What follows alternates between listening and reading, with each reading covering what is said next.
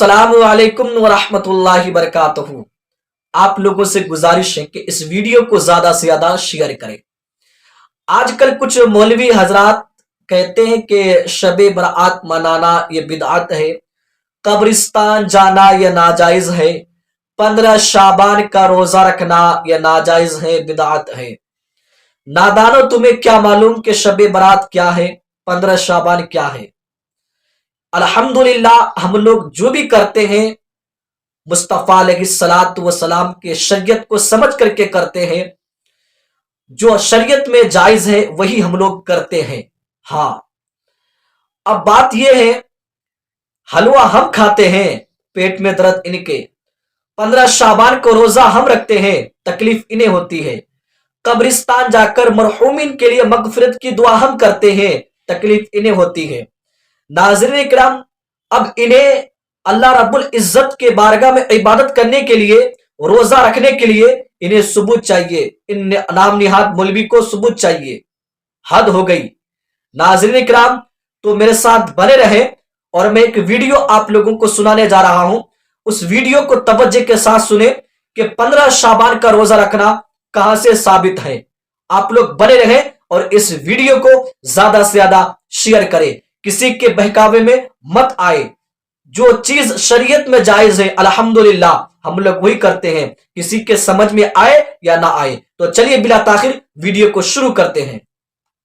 माह शाबान का महीना जारी है और शाबान के महीने में 15 शाबान का रोज़ा बिलखुसूस रखा जाता है, तो क्या ये सुन्नत से साबित है? इसकी क्या अहादीस के अंदर फजीलत मिलती है? ये इरशाद फरमाते हैं। शाबानुल मुअज़्ज़म का महीना वो महीना है कि जिसमें नबी पाक सल्लल्लाहु तआला अलैहि वसल्लम रमज़ान मुबारक के बाद सबसे ज़्यादा रोज़े रखा करते थे। बाज़ में ये है कि आप अक्सर रोज़े यानी शाबान के अक्सर दिनों के रोज़े रखते थे यानी बकसरत, और बाज़ में यही कि पूरा शाबान ही रोज़े रख लिया करते थे। ये मुख्तलिफ रिवायात मौजूद हैं।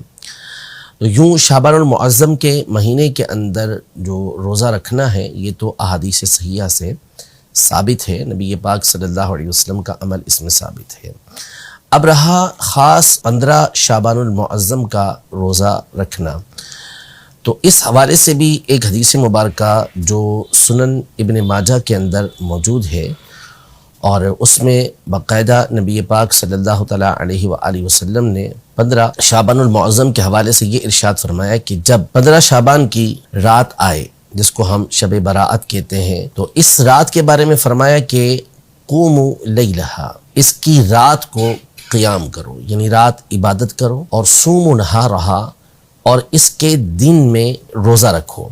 तो ख़ास इस दिन के हवाले से नबी पाक सल्लल्लाहु अलैहि वसल्लम ने रोज़ा रखने का हुक्म इरशाद फरमाया। अगरचे कि सनद के एतबार से इस हदीस पर कलाम किया गया है, ऐसे ज़ईफ़ कहा गया है, लेकिन जिस तरह उसूल मुहद्दिसीन की रोशनी में इस हदीस को ज़ईफ़ करार दिया गया है, यूँ ही मुहद्दिसीन के उसूल की रोशनी में ये बात भी बिल्कुल वाज़ेह है कि फ़ज़ाइल आमाल के अंदर जहाँ पर किसी अमल की फ़जीलत आई हो, तरग़ीब दी गई हो, तो उसमें ज़ईफ़ हदीस पर अमल करना ये बिल्कुल जायज़ और मुस्तहब काम होता है।